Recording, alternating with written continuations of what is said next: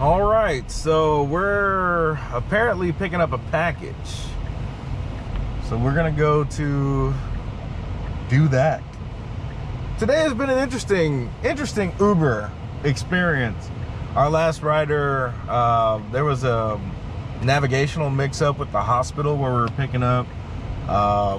She was a little frustrated by that, but when we got in the ride, she seemed very amenable, very social, you know. But yeah, before that, we've had, you know, people getting off work, maybe going to work or doing some other things. A lot of short trips that are hanging around the Westheimer-ish Houston area / leaning toward West Houston, more or less. It's been interesting. Met a Navy veteran, a chief back in his day. It was good talking to him. What else did we have of note? You know, we were able to talk a lot about the software with most people. There was a young lady getting off work. I didn't want to bother her because it seemed like she, you know, might have had one of those days, and she recognized that I wasn't driving. So then we, you know, communicated a little bit more. Maybe I communicated too much, who knows. Couple of riders were like, "You're not on TikTok?" And I'm like, "No, I'm not on TikTok, sorry." But maybe I should change that, I don't know. YouTube seemed to be my method of madness, because when I wanted to learn things, you know, and I kind of got to YouTube a little bit late, I'd imagine, but especially during the pandemic, YouTube U was a place I went quite frequently, and stumbled across Tesla in general, and then it kind of spurred me to, you know, a combination of things, Super Bowl commercials and, you know, stock and all this other things got me into the sphere of Tesla. And I'm looking for individuals like that, people that are looking for something that could change their lives like Tesla has for me, and I hope to introduce them, you know, or people that have already found Tesla might, you know, get some, I don't know, some satisfaction from watching my videos. We're close to the package pickup, so we're gonna get here and do what we gotta do. Let's see what we got here. All right, so okay, there it is. We'll go in here and pick up a package.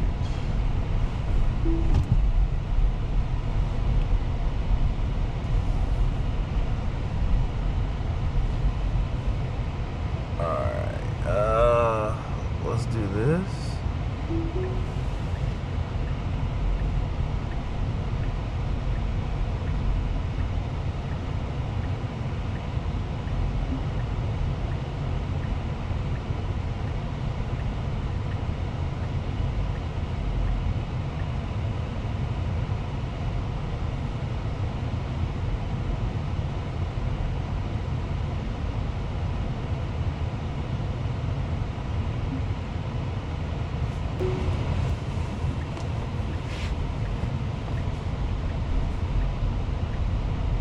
All right, so we've picked up our package. It's a little bit bigger than the last package we had. We're gonna take this to Cellphone Repair and Sales. It is amazing. That was the only other pickup I had. It had something to do with cell phones. So I guess a lot of these cell phone repair shops utilize Uber as a means to deliver things instantaneously. I don't know how much more expensive that is than sending it via another type of courier, but they've obviously crunched the numbers, and I can only imagine what this will do for the robotaxi service in Austin. You know, being able to call a driverless cab. The numbers must be really good in the Bay Area. Well, maybe not so much, but I mean, Tesla's robotaxi is going to be cheaper. And maybe when they remove the driver, it becomes even more so to deliver packages of this nature, right? People just have to go outside and drop it off in the car, or somebody, you know, would have to come retrieve the package. I mean, but if you're paying 30-40% less than you would in the way that you would normally do it, I mean, is that juice worth the squeeze? So yeah, we are here. It's gonna take, whoa, that's gonna take 51 minutes. We're gonna be here for a minute, ladies and gentlemen. Yeah, we're gonna have to go ahead and put our our talk cap on. I didn't expect to be having to do this. So the rides that we had today were nice, and to me it doesn't seem like this is a cheap way to deliver things, but I guess if it's same day delivery, you can't really argue that. But holy smokes. Anyway, we'll cross those bridges when we get there.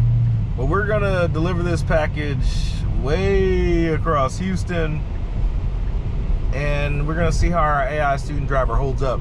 We did have a meaningful disengagement. It's a problem that had sprung up when I first received 13.2.9, and then over time became less of an issue. We were at a intersection, going in a turn left only lane.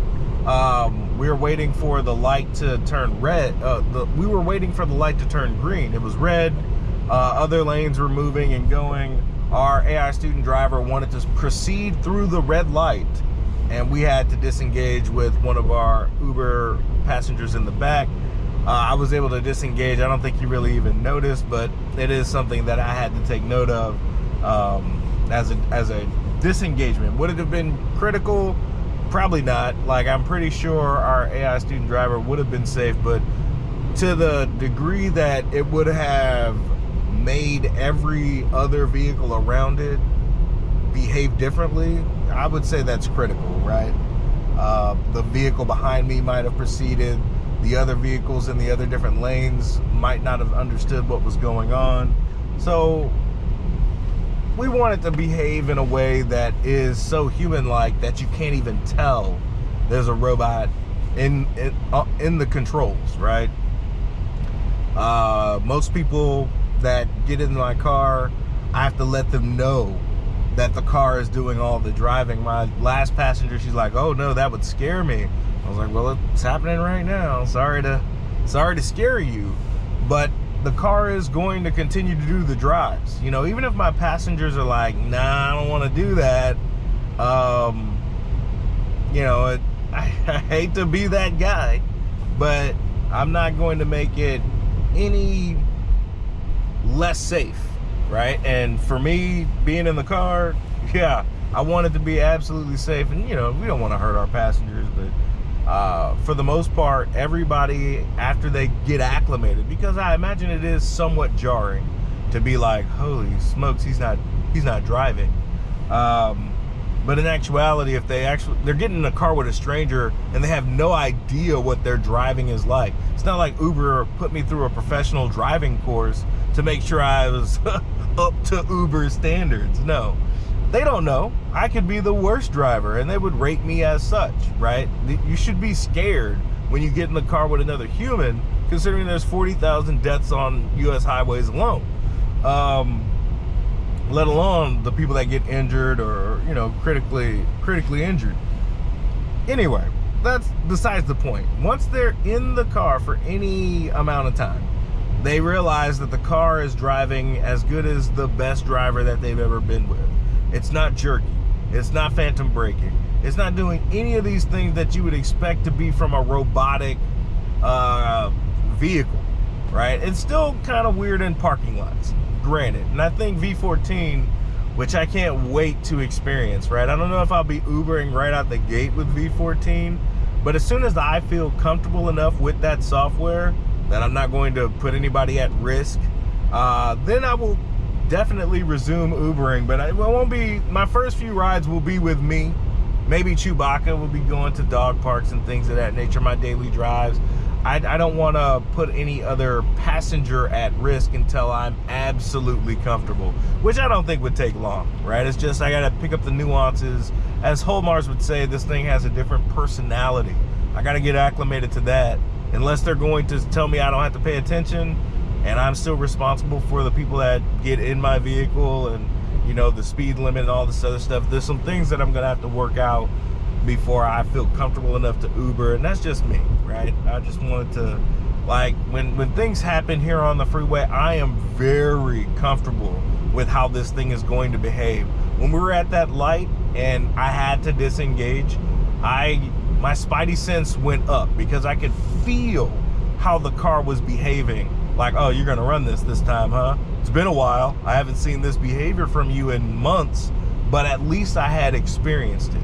So when I do get FSD 14, it'll probably be the worst it was. You know, there's bound to be some type of scenarios but you have to be super comfortable with how this thing is driving so that you can not get involved in an accident, so that you cannot hit a curb, or, you know, and even then, you know, the stuff happens.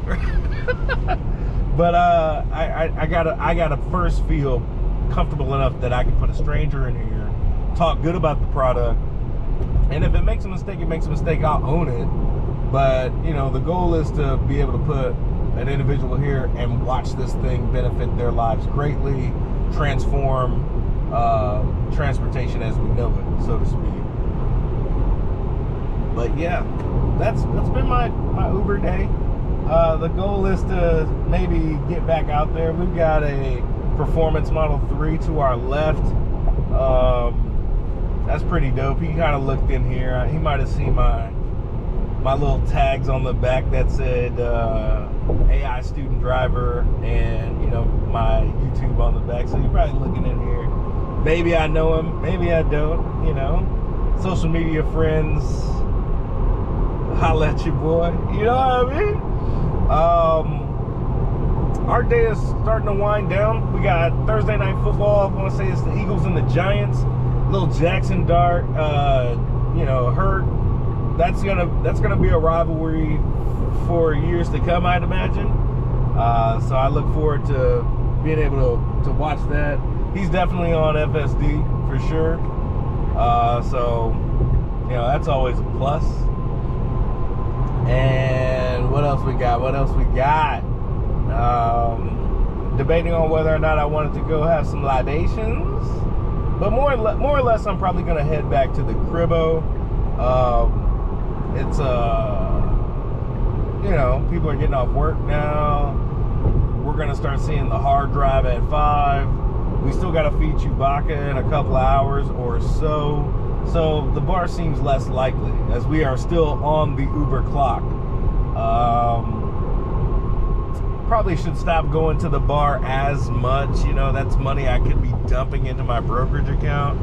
But your boy needs some, you know, some time to unwind in a way that's familiar.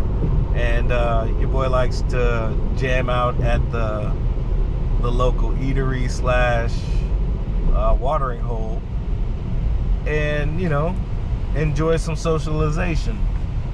With that being said, the brokerage account could have more zeros in it, you know what I mean? So, you know, with the holidays approaching, a lot of money being spent, we might have to cut back on some of that bar time so that we can, you know, make sure that Yosh-chan has a decent Christmas gift. Probably get something. Ma's birthday's coming up. We at least get something for Ma's birthday for sure. She did some nice stuff for our birthdays. Shout out to Ma. She got me a Cybertruck speaker. I mean, it's a knockoff of things, but it's the thought that counts, ladies and gentlemen. The Bluetooth speaker is actually pretty decent. You can never have too many Bluetooth speakers. And this one's in the shape of a Cybertruck, so I definitely appreciate that. She got Yosh-chan a Labubu, lovable. It was a knockoff, but again, it's the thought that counts. Those Lovables are always out of stock. They're uber expensive, but she knew that Yosh is a fan of Lovables and crybabies, things that attach to handbags and things of that. And to me, it's frivolous, but we'll definitely keep Ma. She's 24 years older than me, so that would put her at 24. Oh man, why is my math so bad? Should put her at 68. Yeah. We're gonna say that. Yeah, she was 24 when she had me. Her birthday's after me. That should put her at 68, right? Yeah, maybe 67. Either way, I'm a bad son for not knowing my mom's age, but that's okay. That's okay. We're gonna make up for it on her birthday. So we got some funds that we need to spend in different areas. I need to cut back on, we're gonna go see Tron, Aries in a few days. And we're gonna go to IMAX for that. And the IMAX is probably the most expensive way to watch a movie. Not counting snacks and concession stand drinks and things of that nature. We typically go to the Alamo Drafthouse, and I love the Alamo Drafthouse for a lot of reasons. One, I like watching their previews before the feature film. They kind of prep you to watch a film that has some history, right? Give you some background knowledge. So I do like that about the Alamo Drafthouse. In addition, I could have a beer while I'm watching the movie. They'll bring me entrees to my seat at the movie theater. Alamo Drafthouse is amazing because they got so many different taps. We're just talking about stuff now. We got approximately around 35 minutes left of this drive. We're gonna see if we can talk through it. Just talking about nothing. We're gonna Seinfeld the rest of this package delivery, if you will. So we want to cut back. Like, to me, when I first bought the Model 3, this would probably be a good time to talk about the Uber logistics, as someone commented in one of the previous videos. But let me finish this thought before we get into that. When I first bought my Model 3 in 2020, it was the most expensive car payment I had ever had. It was in the 600s, right? And that's when I would say the average, we're back in 2020. My average, I would never have paid any more than $400 for a car payment. Anything above $400 would have been excessive. And when I look out here, that holds true, right? Anything besides a Tesla, I shouldn't have to pay more, unless it's like a sports car or so. There's very few exceptions to this rule. So my Sonata, for instance, hybrid, 600 miles to the gallon, that was like $375 dollars a month for the car payment. Insurance was relatively low. Then the Model 3, I was like, maybe I could stretch that. Now, I wasn't making any more money. It was about taking away some things, right? So I was like, well, if I don't do this and I don't do this and I don't do this, I can afford this car, right? And lo and behold, to me, I think the money will show up, right? If you're, I'm a hustler to the soil, right? Like, until they put me in the dirt, your boy's gonna be trying to make money, period. And how you go about that, it just depends on what's available to you. How do you intend to make money? Some people, like, I used to play poker, right? And I probably still could. But instead of gambling in that fashion, which it is gambling. I'm not going to confuse it, right? But it's gambling not against the house. Even though the house is going to take their cut, you take that out, right? You're trying to extract value from other individuals, right? Pitting your skill against them. I appreciate poker more than I appreciate the roulette table or the crap table, blackjack, or any of those games where the house is involved and you're at a technical disadvantage and you're destined to fail. Whereas you go to the poker room, the room is going to take their cut regardless from every player. And there's a bit of an even playing field that you have to establish yourself in and let the skill take over, right? You can obviously gamble on every hand if you so choose, but the statistics involved removing the house, the house's thumb on the scale, that's less gambling, right? You could get bad cards, but, everybody's going to get bad cards. It's what you do with the two cards before you, your ability for deception, your insight against the other players. That feels less gambly to me and more of a skill. Anyway, that's a different conversation for a different topic. I could be playing cards, right? But if you want to be good at anything, you want to put in your 1,000 hours, right? And I wasn't really willing to put in my 1,000 hours. Instead of dropping 1,000 at the poker room in aspirations of winning, I don't know, a few thousand, which is fun. Don't get me wrong. I like poker. It's fun. In this same time period of, the pandemic, I discovered YouTube U and picked up on options trading. And that's what my channel was initially, right? Tesla had an epic run up in the 2020-21 time frame. Like, if you'd owned a significant amount of shares, it could have made you, right? It could have made your, I had my first share in March or April of 2020. So I was beginning my journey when Tesla decided to soar. Now, it's split a couple of times since then, and that's what allowed me to climb over the triple figures.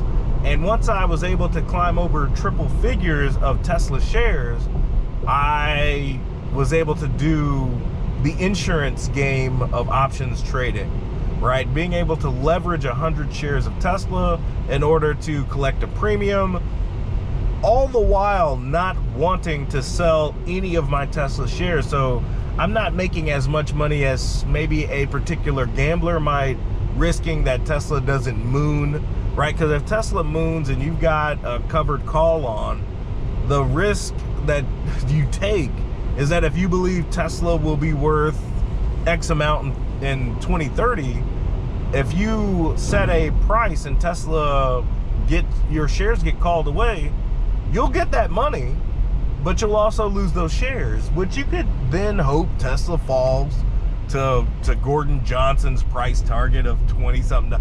But the reality is nobody knows where Tesla's going to go. So every time I place a covered call, I have it like an 85% chance that it's not going to get called away. So I set it so high that if Tesla does go up that much, I probably wouldn't be even concerned with it. Like, I don't want to sell the shares because there's taxes involved and things of that nature, and I have to set aside a certain amount of money. And so even if it does fall, I can't put as much money back in it. It's complicated, right? And I got into this understanding that it's not easy, right? And you have to be extremely careful in any way, shape, or form.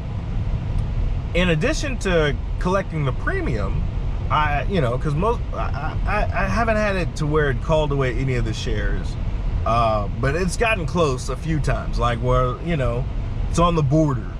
And so since none of the shares got called away, I was able to use the premium to make long calls. And, it's kind of like a security blanket. So when Tesla stock started going down, I want to say 2022-ish, placing those covered calls, it became a no-brainer. I got more ballsy. Like, as it dropped down to 135, I was like, that's when I stopped placing covered calls, trying to collect insurance. Probably around 175 is when I stopped placing covered calls, and then started thinking about the other direction, right? We're scraping the bottom at 135. How do I maximize my ability to collect more shares, one, and then maybe if I, long story short, I started placing long calls. I have a call that's going to expire 2026, February, and I placed a 150 call option that expires 2026, ladies and gentlemen. Like, I like being able to play both sides of the coin. You've got triple digits of Tesla shares.